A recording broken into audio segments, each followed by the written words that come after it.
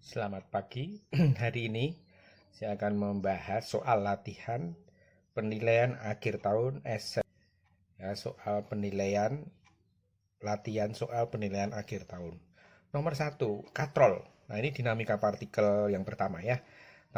Tanpa gesek ini ya. Jadi kalau ada model soal katrol seperti ini, untuk mencari rumus percepatan sistem katrol ini adalah A sama dengan, ini sebenarnya sigma F, sigma gayanya ya. Jadi sigma F dibagi total masanya benda yang di sini. Nah, kalau untuk soal dinamika partikel pertama seperti ini, masa katrolnya diabaikan ya. Kalau nanti di dinamika rotasi nanti ini dihitung katrolnya. Jika untuk dinamika partikel biasa seperti ini, maka sigma F dibagi jumlah masanya yang menggantung di dalam katrol. Nah, di sini disebutkan M1-nya 4 kg bergerak ke bawah. Ini kata kuncinya di sini. M1-nya 4 kg dan M1 ini bergerak ke bawah. Maka otomatis W1-nya lebih besar dari W2 ya. Karena yang bergerak ke bawah adalah W1, maka W1-nya lebih besar dari W2. Maka sigma F-nya adalah yang besar, ini selisih gaya ya. Selisih gayanya adalah beratnya itu tadi, W1 min W2. Pokoknya ini yang dicari selisihnya ya. Jadi yang besar dikurangi yang kecil. Dibagi masa total kedua benda itu. Sudah dimasukkan A-nya adalah 2,5. Ini dari rumus sigma FMA ya. Jadi A sama dengan sigma F per M. Tapi M-nya total, ini total gaya juga. 2,5 ini 40 W1-nya. W2-nya kan M2-nya dicari. M2 kali 10. Gravitasi dibagi dengan 4, M1-nya 4 kg dan M2-nya ditanyakan. Tinggal dikali silang, 10 sama dengan, dikali ke sana ya, kali silang begitu, ini 1 ya. Ini kan seolah-olah ini ada per 1, boleh ya, terus nanti ini dikali silang. Jadi 10 ditambah 2,5 M2 sama dengan 40 dikurangi 10 M2. M2-nya dipindah ruas ke sana ya, pindah ruas ke sini boleh, terserah ya. 10-nya pindah ke ruas sini aja, ruas kiri, 12,5 M2, 10-nya pindah ruas kanan, min 10. Jadi M2-nya nanti adalah 30, 40 dikurangi 10, dibagi dengan 12,5. Ketemulah masa benda 2-nya itu adalah 2,4 kg. Jadi jawabannya D, nomor 1 ya. Untuk pertanyaan soal nomor 2, ini juga masih dinamika partikel ya, hukum Newton. Cermatilah gambar berikut ini dan lakukan analisis dengan tepat. Ada soal seperti ini. Tidak ada gaya gesek ya, ini tidak ada mu-nya. Jadi kalau tidak ada gaya gesek atau mu gini ya, simbolnya seperti ini, berarti ini tidak usah pakai gaya gesek, jadi lebih gampang. Caranya adalah kalau ini bendanya bergerak ya, besar tegangan tali penghubung pada kedua balok tersebut adalah berapa? Ya, karena ini tidak ada gesek, otomatis kalau ditarik pasti bergerak. Nanti kalau ada gaya gesek harus dicek dulu ya apakah bendanya ini bergerak atau tidak. Kalau tidak bergerak ya sigma F-nya 0. Tapi di sini dipastikan bergerak. Kenapa? Karena tidak disebutkan di soal ini ada gaya gesek. Berarti otomatis dianggap licin. Jadi kalau ditarik pasti jalan. Maka masuk rumus sigma FMA. Ingat M-nya langsung total. Ini percepatan sistem ya. Kita langsung hitung percepatan sistem. Kita hitung dulu percepatannya. Dengan jelas, sigma seperti nomor 1 tadi, sigma F per M, M-nya total. Sigma F sama dengan M kali A, atau A sama dengan sigma F per M ya, sama saja. Masukkan rumus ini, sigma F-nya cuma sendirian 1 ya, sudah 40 Newton. Kalau katrol tadi kan W1 min W2 ya, ada gayanya ada 2. Yang ke bawah sama yang ke atas berlawanan diselisihkan. Kalau ini ke kanan semua, maka ini 40. Cuma 1 saja.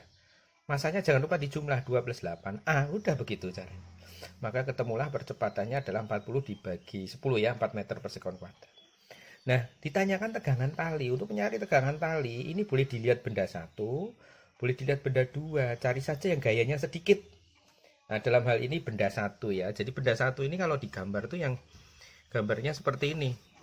Benda 1 ya. 2 kg, lantainya licin, langsung ditarik dengan tegangan tali ke sana.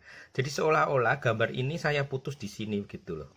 Talinya saya potong di sini sehingga ini ada gaya T ke kanan dan benda 2 kilo ini sudah. Terus ini dimasukkan ke rumus sigma FMA juga, tapi M-nya sekarang benda 1 saja. Jadi ini M1 ya. Sigma F sama dengan M1 dikali A. M1-nya 2 kg. A-nya tadi sudah kita dapat dari tadi. percepatan sistem sigma FMA tadi. Masuk sini ketemulah tegangan talinya 8 Newton. Nanti kalau dihitung dari benda 2 ya boleh sama. Nanti tapi F, sigma F-nya nanti isinya adalah F40 dikurangi tegangan tali, dikurangi T sama dengan M dikali A. Sama saja nanti jawabannya kan 8 Newton ya, kalau betul pasti sama saja nilainya. Ya. 40 sama dengan 32 dikurangi ditambah berapa begitu ya, jadi ditambah 8 sama, nanti jawabannya akan sama. Nah, kita usah dilihat saja benda satu. Kenapa? Karena gayanya sedikit lebih gampang. Nah, itu untuk mengerjakan soal nomor 2 ya. Ingat ini tidak ada gesek, jadi lebih gampang. Nah, nomor 3 ini agak kita agak berpikir sedikit ini ya. Balok 1 kg berada di dalam menempel seolah-olah ya ini ya. Ikut bergerak itu kayak nempel pada dinding sebelah dalam sebuah tong yang berputar dengan koefisien gesek. Dia punya koefisien gesek 0,4. Jadi baloknya ya, ini bukan tongnya. Baloknya ini punya dengan dinding tong ini punya gaya gesek 0,4. Gesek statis ya. Jika jari-jari tongnya 1 meter, nah ini jari-jarinya tong ini ya, jari-jari tong atau jari-jarinya silinder 1 meter, kelajuan minimal balok bersama tong agar tidak terjatuh harus berapa? Jadi kelajuan minimal balok muter bersama tongnya ini kecepatannya berapa supaya balok ini tidak jatuh, namanya begitu. Kalau sumbunya di sini, ini muter ya, ini muter. Nah, anggap aja muternya ke sana. Nah, ini supaya ini nempel terus, tidak jatuh atau tidak lompat ke sana atau tidak jatuh lah pokoknya ya. Maka berapakah kecepatan berputarnya balok ini bersama dengan tong itu tadi? Nah, sketnya gambarnya di sketch dulu begini. Ini ada balok nempel di dinding silindernya ini, tabung ini. Ini kan kecenderungannya kalau dibiarkan akan jatuh ke bawah, ketarik sama V ya. Maka gaya geseknya, ingat gaya geseknya itu selalu melawan gerakan benda. Kalau ini kecenderungannya secara fisika mau jatuh ke bawah, maka gaya geseknya otomatis ke atas ya. Jadi gaya gesek itu selalu melawan arah bendanya. Nah, di sini karena ini benda ini mempunyai, supaya nempel dia ada gaya Newton yang ke sana. Gaya normal. Nah, jadi kalau ada benda nempel di suatu permukaan begitu, dia akan mendapat gaya Newton sebesar berapa? Sebesar gaya tekan. Nah, gaya tekan yang terjadi ini supaya tidak lepas itu adalah gaya sentripetal. Jadi gaya yang mempertahankan benda ini supaya tidak terlempar masuk adalah gaya sentripetal. Ya, sentripetal. Maka otomatis N-nya, gaya normalnya itu ya sebesar gaya sentripetal. Jadi ini supaya tidak bergerak ke sana dilawan dengan gaya sentripetal. Begitu ya. Atau gaya normalnya ini sebesar gaya sentripetal. Nah, ini benda ini mau jatuh ke bawah, ditahan sama gaya gesek. Maka ini juga 0. Sigma FY-nya 0. Kenapa? Kalau tidak 0 kan nanti bergerak ke atas atau ke bawah. Kan mintanya baloknya tetap ya, tidak bergerak. Jadi sigma FY-nya di 0 kan, artinya apa? F gesek harus sama dengan W bendanya. Nah, F gesek, ingat ya, F gesek rumusnya selalu mu dikali gaya normal. Sama dengan massa benda dikali gravitasi ya, W. Jadi ada persamaan ini, N sama dengan mg dikali mu. Nah, ini persamaan 1. Persamaan keduanya ini tadi. Nah, gaya normal ini besarnya sama dengan gaya sentripetal. Jadi gaya normal disamakan dengan gaya sentripetal. Persamaan yang kedua ya. Maka ini saya masukkan ya, N-nya kan ini tadi, mg per mu. Ini sama dengan lah, ini adalah percepatan sentripetal. Percepatan sentripetal itu adalah M dikali A kalau linier. Karena ini bergerak melingkar, maka A-nya ini adalah diganti menjadi V kuadrat per R.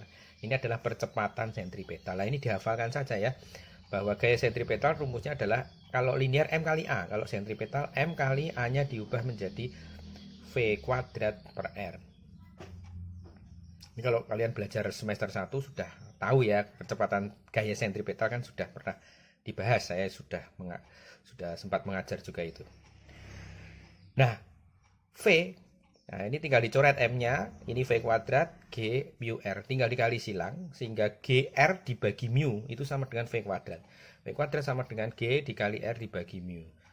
Maka V-nya tinggal diakar ya, akar GR dibagi mu. Nah, ini cara cepatnya ini sebenarnya. Kalau mau cepat ya ini langsung masuk Oh ada soal model begini nanti besok langsung kecepatan minimumnya berapa? GR per mu boleh. Nah penurunannya dari sini tadi ya ceritanya sudah saya jelaskan. Jadi kecepatan minimal supaya balok itu tidak jatuh atau tidak terlempar ya G-nya 10, jari-jarinya sudah 1 meter ya. Kita kalau belum meter nanti ini dirubah jadikan meter, dibagi gesek statisnya 0,4. Maka kalau dihitung ini adalah akar 25 yaitu 5 meter per sekon. Jawabannya A. Gitu ya untuk menjawab soal nomor 3 seperti itu. Sekarang nomor 4. Nah, di nomor 4 ini di soalnya itu tidak disebutkan gambarnya M1 dan M2 yang mana. Nah, jadi kalian nanti mungkin bingung ya. Nah, tetapi logikanya kalau ada soal seperti ini, maka M yang di sini biasanya lebih ringan dari yang ini. Kenapa? Kalau ini lebih besar, ini dikatakan supaya sistem tidak bergerak. Maka kalau ini lebih besar masanya, pasti ini nanti bergerak ke sana. Pasti bergerak, tidak mungkin diam gitu. Ya, tidak mungkin diam. Kecuali ini kasar, bisa. Tapi di sini disebutkan tidak ada mu-nya.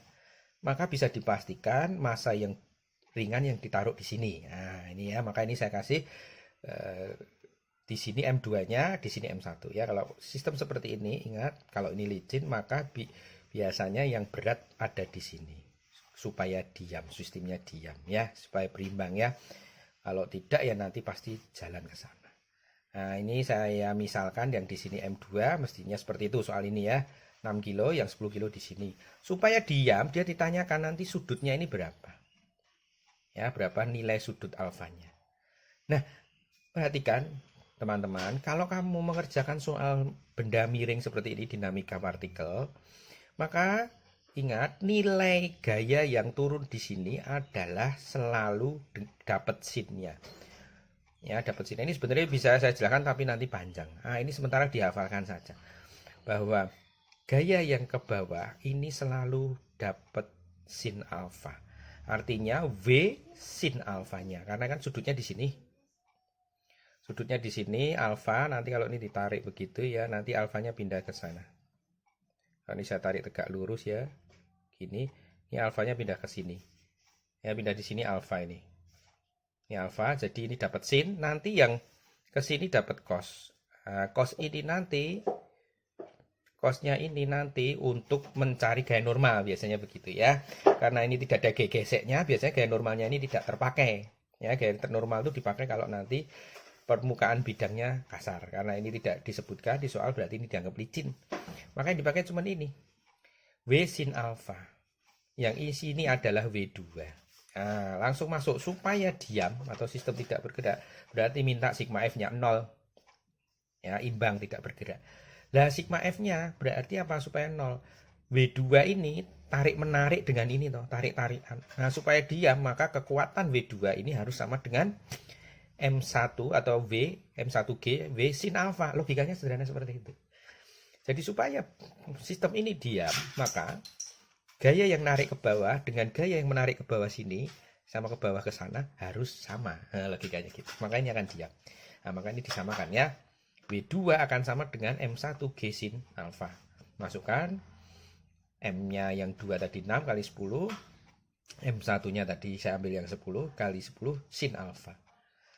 Nah, maka sin alfanya sama dengan, ini dicoret 6 per 10. 6 per 10 3 per 5. 3 per 5 masih ingat ya, kalau 3 per 5 pasti hubungannya 37 dan 53 itu biasanya ya. Kalau 4 per 5 nanti 53 derajat. Tapi karena ini 3 per 5 maka alfanya ini adalah 37 derajat. Begitu.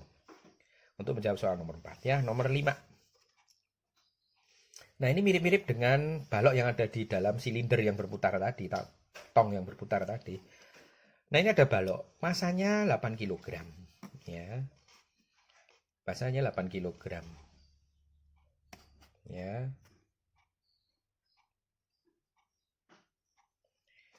Menempel pada dinding kasar dengan koefisien gesek kinetis 0,2, balok mendapat gaya horizontal F2 ini dan gaya vertikal ke atas. Ini 75. Ini ditanyakan nanti F1-nya ini berapa supaya balok ini kalau tak tarik dengan gaya F1 bergerak dengan kecepatan percepatan 2 meter per sekon kuadrat. Nah, kalau mengerjakan soal dinamika partikel, kalian harus bisa menggambar diagram gaya. Itu paling utama. Kalau diagram gayanya sudah salah, pasti salah.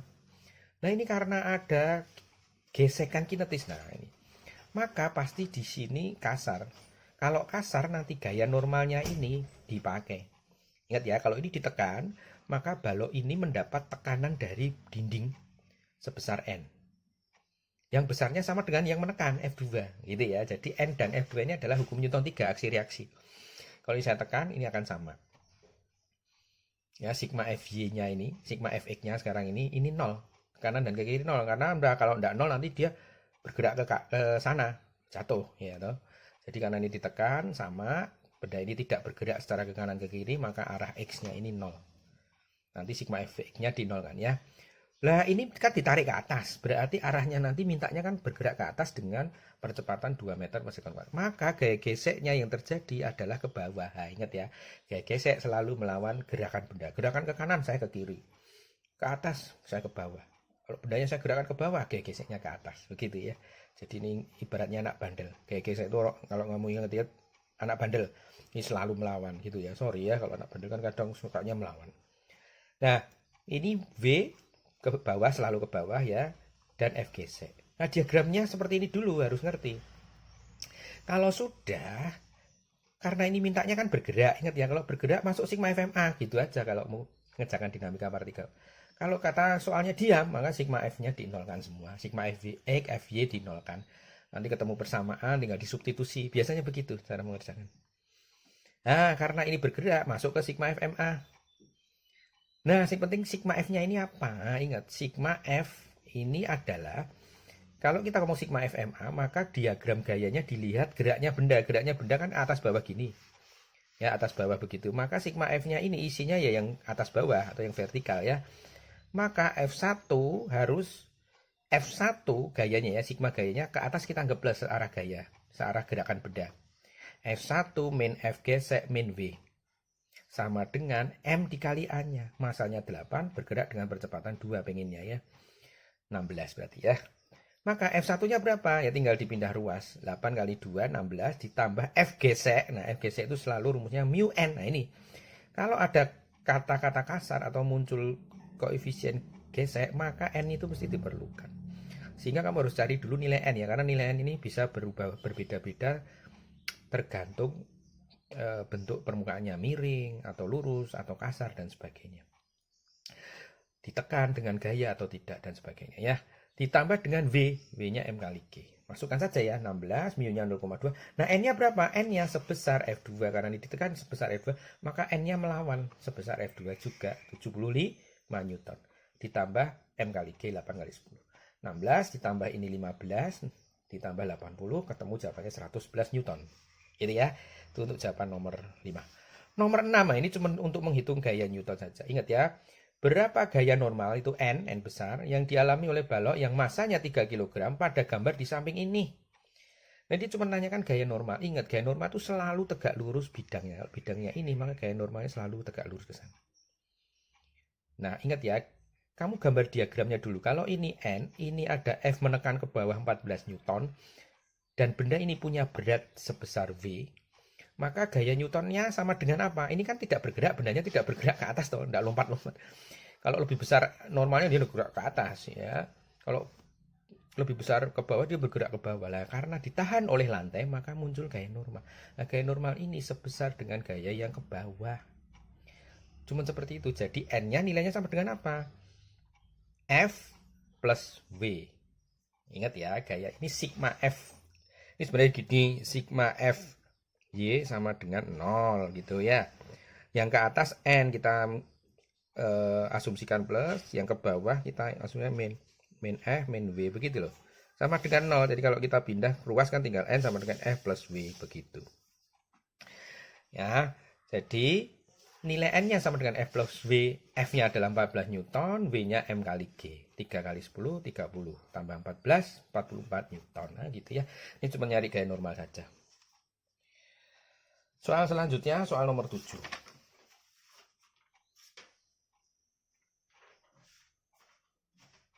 Ya, soal nomor 7.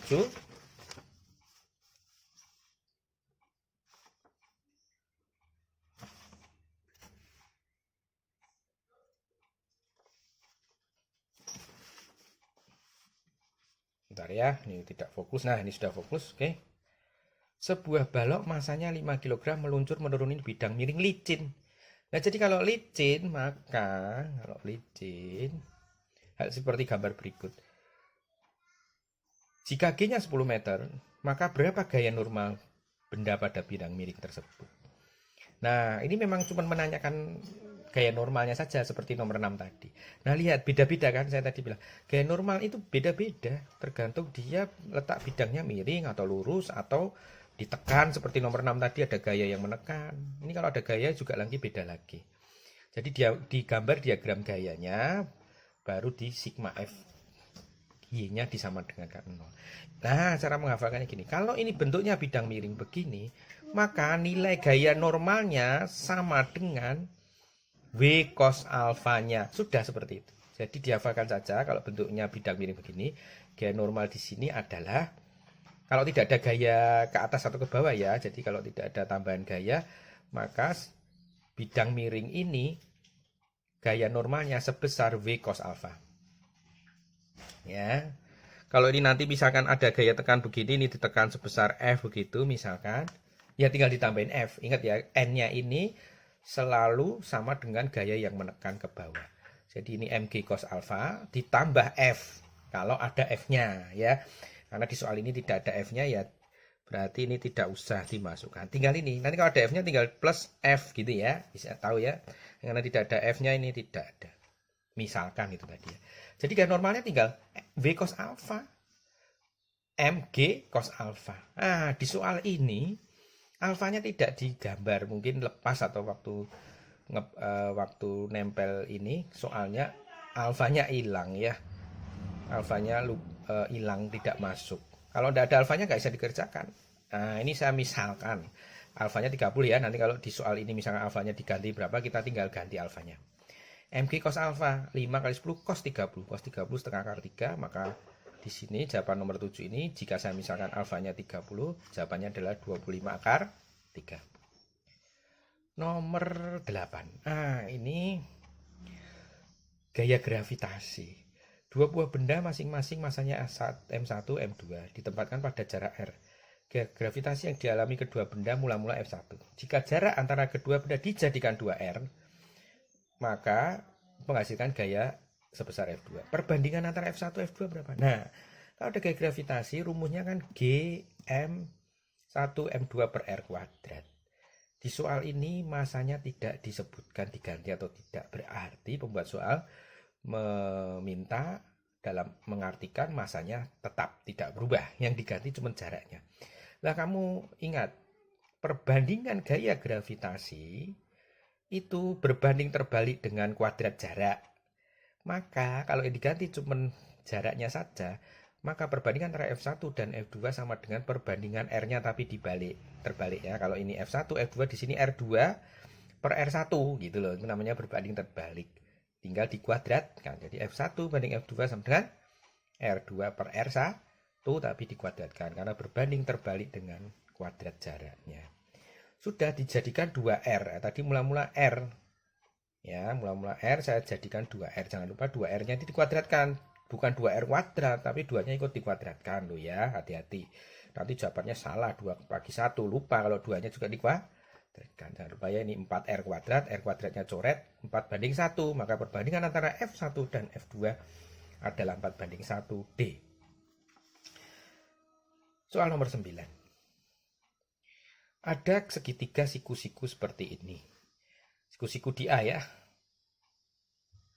AC sama dengan AB 1 meter. Masanya 2 kg semua. Berapa besar gaya gravitasi pada benda A? Nah, benda A ini mengalami gaya gravitasi 2. Akibat benda C dan akibat benda B. Ya, kalau di sketch seperti ini. Nah, titik A ini akibat benda B akan ditolak ke sana. Ibaratnya ditolak aja ya.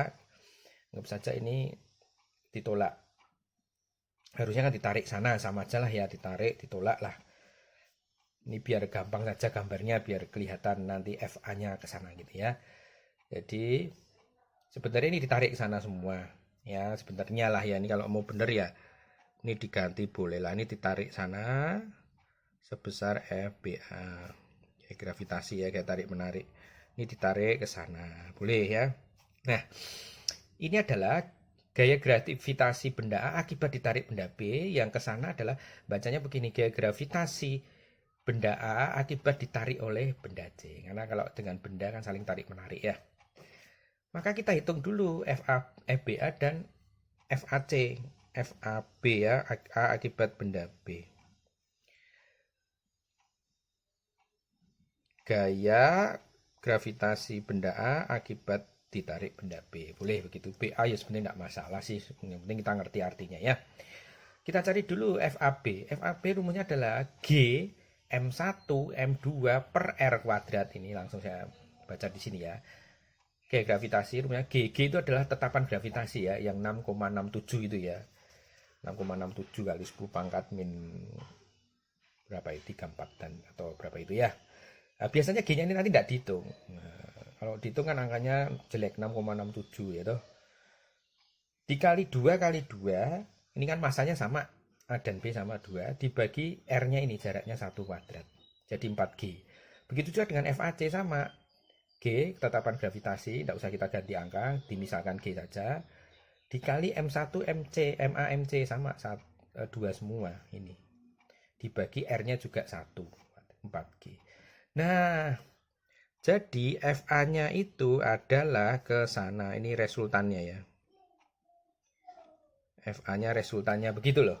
Jadi kalau ini ada membentuk siku-siku, maka ini ada resultan. Nah, resultannya tinggal di Pitagoras. Maksudnya FA-nya. FA yang terjadi adalah triple Pitagoras dari FAB dan FAC tadi. Artinya adalah akar dari FAB kuadrat plus FAC kuadrat. Ini kan sisi miring ya. Masukkan 4G kuadrat plus 4G kuadrat dikuadratkan jadi 16G kuadrat, 16G kuadrat, 32G kuadrat. Kalau dikeluarkan kan ini 16 kali 2. G kuadratnya keluar jadi G, 16-nya jadi 4, akar 2. 4G akar 2 atau 4 akar 2G. Di sini nggak ada pilgannya ya. Jadi kalau untuk soal seperti ini, angkanya seperti ini, harusnya jawabannya di pilgan muncul 4G akar 2. Di sini di pilgannya tidak muncul jawabannya ya. Oke, itu untuk menjawab gaya gravitasi yang bentuk segitiga siku-siku seperti ini. Saya lanjutkan untuk soal yang nomor 10.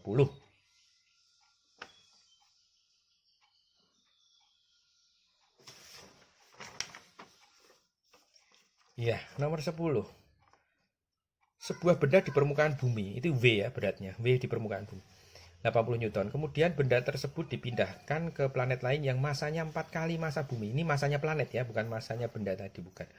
Massa planet dengan massa bumi. Nah, perbandingannya 4 kalinya massa bumi. Dan jari-jarinya 2 kali jari-jari bumi. Nah, perhatikan, untuk menjawab soal model seperti ini berat di permukaan bumi di planet lain.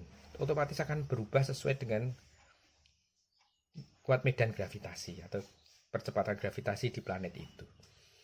Nah, ingat ya, V itu identik dengan rumus percepatan gravitasi, karena kan rumusnya V sama dengan M kali G. Berarti V itu kita perbandingannya boleh kita anggap sebagai G. Maksudnya gini, rumus G itu percepatan gravitasi kan G, tetapan gravitasi, G besar ya maksudnya, ini G kecil, M per R kuadrat. Maka karena V ini sebanding dengan G, maka perbandingannya boleh dilihat seperti ini. Artinya perbandingan V ini akan berbanding lurus dengan massa dan berbanding terbalik dengan kuadrat jarak. Jadi V boleh kita lihat rumus G ya, karena V itu kan sama dengan M kali G. Nah, ini kan berbanding lurus. Maka karena rumus G adalah G kali M per R kuadrat, maka V ini otomatis akan berbanding lurus juga dengan M toh? Kan G-nya kita ganti menjadi M per R kuadrat misalnya gitu loh. Jadi V berbanding lurus dengan M, berbanding terbalik dengan R kuadrat. Maka kalau ada soal seperti ini, oh berarti kalau ini V bumi, sini V planet, perbandingannya adalah masanya berbanding lurus. Maka di sini juga massa bumi dibagi massa planet. Tapi jari-jarinya berbanding terbalik dengan kuadrat jaraknya. Maka kalau di sini bumi, di sini R planet. Di sini W planet, di sini malah R bumi. Jadi ini dibalik kalau masanya tetap. Ya, berbanding lurus. Ini bumi, di sini bumi, planet-planet. Kalau jari-jarinya di sini bumi, malah di sini planet, di sini bumi, begitu ya. Terus kan dimasukkan angkanya. Kalau di bumi 80 Newton, berapa berat di planet? Nah, kita masukkan perbandingannya saja. Sama dengan ini. Di planet lain 4 kali massa bumi ya. Di planet lain ini masanya 4 kali bumi. Nah, jadi bumi dianggap satu aja. Dimisalkan satu biar gampang, satu berarti di planet lain 4. Begitu juga dengan jari-jarinya dijadikan 2 kali dari jari-jari bumi. Nah, ini jari-jari planet menjadi 2 kalinya dikuadratkan. Yang di bumi misalkan kita anggap 1. Jadi di 2 kalinya. Begitu ya. Ternyata kan ini 1/4 dikali 4/1 ya sama saja. Dicoret berarti perbandingannya adalah 1:1. Berarti berat benda ini tetap di planet itu sama saja 80 Newton. Jawabannya B. Nah, kuat medan gravitasi ini ya teori tadi ya. Kuat medan gravitasi itu nilainya adalah G. G itu kita istilah ini biasanya di fisika kita sebutnya sama dengan percepatan gravitasi ya, bukan gaya gravitasi. Gaya gravitasi F beda nanti ya. Jawabannya E. Nomor 12. Nah, ini mirip dengan nomor 10. Sebuah benda diletakkan di permukaan bumi yang jari-jarinya R, memiliki berat 540 Newton. Jika benda diletakkan pada ketinggian 2R dari permukaan bumi, maka beratnya menjadi berapa? Nah, ini hati-hati. Sama ya. Ini WB di permukaan, ini W di ketinggian. Sama kayak tadi, ingat. Kalau dengan berat, itu perbandingannya selalu terbalik dengan kuadrat jaraknya. Nah, cuman kalau ini tadi, bumi dengan planet lain. Kalau ini itu sama-sama di planet atau di bumi, tetapi ketinggiannya yang beda. Jadi kalau digambar tuh ini, di sini. Yang satu tuh di permukaan sini, ini R. Yang satunya itu di 2R. Ingat ya, ketinggian dari permukaan bumi ini 2R.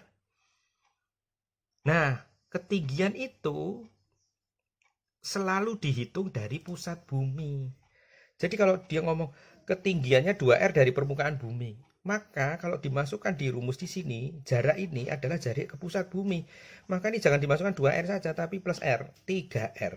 Jadi perbandingannya adalah W di permukaan dibanding W di ketinggian sama dengan jari-jari atau jarak pusat ke ketinggian itu dikuadratkan dibagi dengan jari-jari bumi dikuadratkan.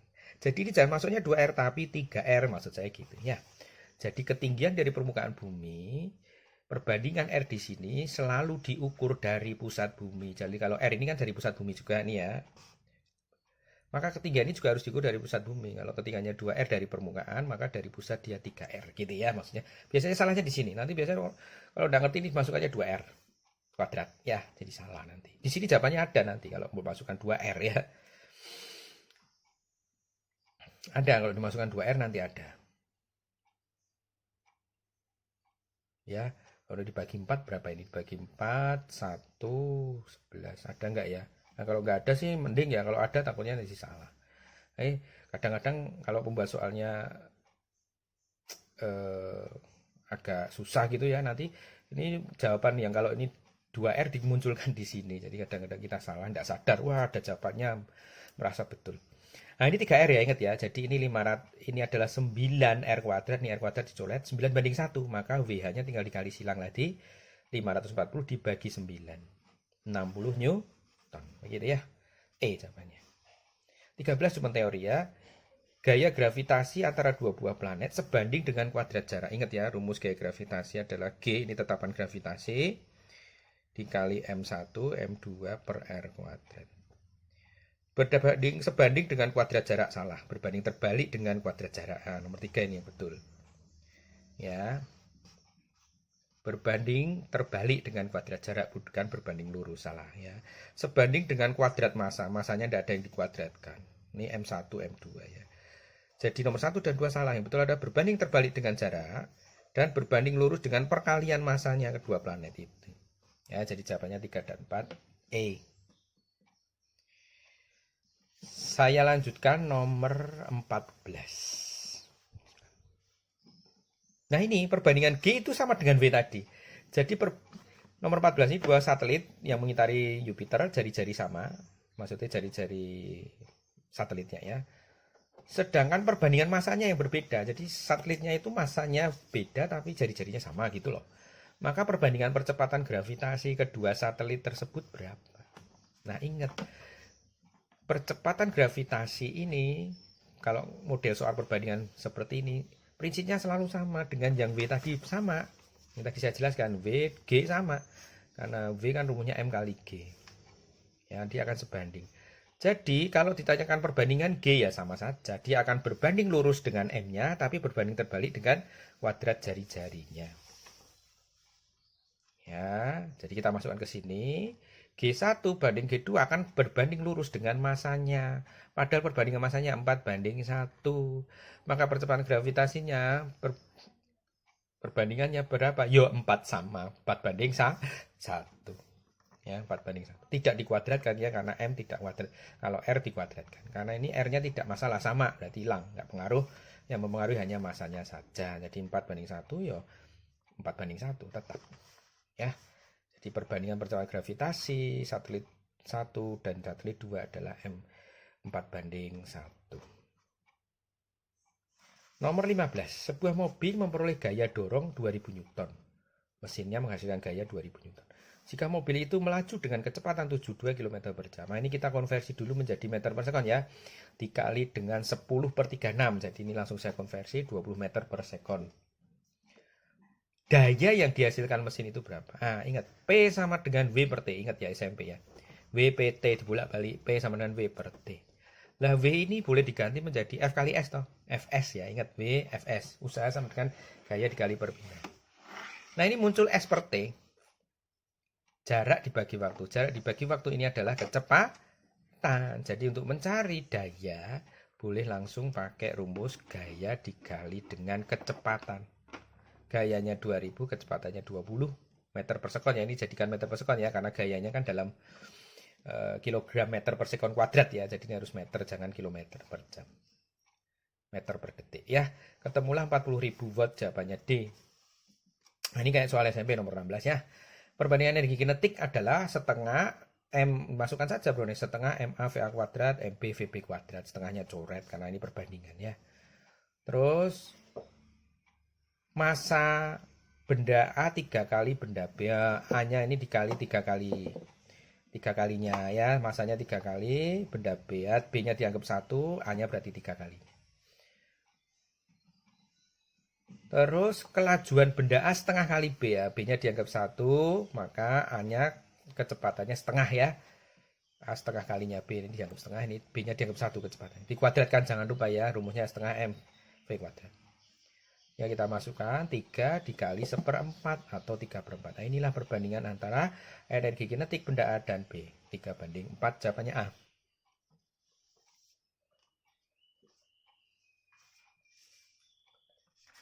Lanjut soal nomor 17 ya. Data perubahan kecepatan sebuah benda bergerak lurus disajikan seperti berikut. Ini massa, ini kecepatan awal, kecepatan akhir. Ditanya usaha yang paling besar ya. Ini kalau model seperti ini harus kita cari satu-satu memang ya. Kalau kamu bisa ngawang di luar kepala ya tidak apa-apa. Nah, ini V adalah delta EK. Ingat, delta EK adalah setengah M VT kecepatan akhir dikurangi kecepatan awal, dikuadratkan tadi ya. Dikuadratkan jangan di luar ya. Ini dikuadratkan masing-masing terus diselisihkan. Bukan VT min V0 baru dikuadratkan, nanti salah. VT kuadrat min V0 kuadrat. Nah, tinggal dimasukkan semua satu-satu ya. Setengah, masanya 8, kecepatan akhirnya 4 kuadrat 16, 2 kuadrat 4. 6 kali 12, 4 kali 12, 48 Joule. Begitu juga dengan tabel yang 2, tinggal dimasukkan ya. Setengah M, ini 16, 4 kuadrat 16, dikurangi dengan 0, berarti ya 16. Ketemu 80 Joule, dan seterusnya ya. Setengah gampang, bisa ini ya, tinggal masuk setengah M VT kuadrat min V0 kuadrat, hitung satu-satu, ketemulah yang paling besar adalah 80 Joule ini, yang nomor 2, jawabannya B. Nomor 18, sebuah benda memiliki massa 8 kg, murah-murah bergerak dengan kecepatan 12 meter di bidang datar.